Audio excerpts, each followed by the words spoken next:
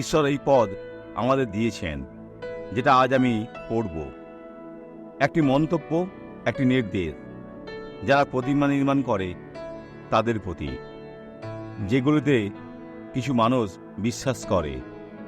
এখানে যিশায় 44:12 পদে লেখা আছে, কর্মকার অস্ত্র নির্মাণ করে, তপ্ত অঙ্গারে পরিশ্রম করে, হাতুড়ি দ্বারা তাহা গড়ে, নিজ বলবান বাহু দ্বারা তাহা প্রস্তুত করে।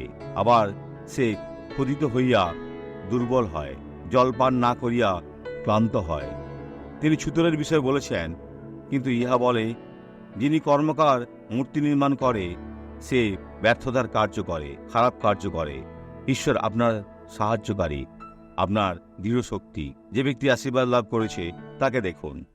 আসলে পাস্টার, আমার ভাইজি বলেছে আমি পেঙ্গুইনের মতন চলি, কারণ আমি এইভাবে চলছিলাম। আপনি কি এভাবে চলতেন? কারণ আমার ভাঁজে যন্ত্রণা ছিল। ও, কতদিন রয়েছে? 4 মাস। আপনার কি টিভি ছিল, তাই তো? হ্যাঁ, টিবি। আমার চিকিৎসা চলছে। আপনি কি সুস্থ হয়েছেন? ভালো, যিশুর নামে। চিকিৎসা শেষ হয়ে গিয়েছে? এখনো না। আগে কিভাবে চলতেন? আমি খোঁড়াতাম। আমাকে দেখান কিভাবে খুঁড়িয়ে চলতেন। মাঝি যান, মনে করুন আপনি সবে এসেছেন, কেউ কি আপনাকে ধরে থাকতো? না, কেউ ছিল না। তাহলে আগে কিভাবে চলতেন আমাকে দেখান। এখন স্বাভাবিকভাবে চলুন যিশুর নামে। দেখুন কত অদ্ভুত।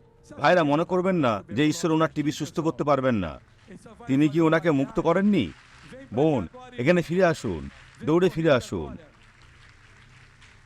ভাইরা দেখুন, প্রভুর প্রশংসা হোক। এখন প্রার্থনা করি। আপনার জন্য ক্রন্দন করছি।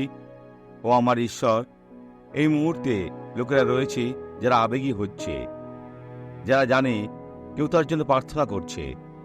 হ্যাঁ প্রভু, আমি জানি না তারা কারা, কিন্তু তুমি জানো।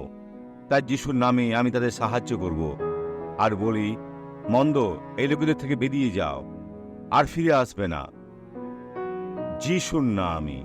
আর আপনি বলুন আমেন। দিন শুভ হোক।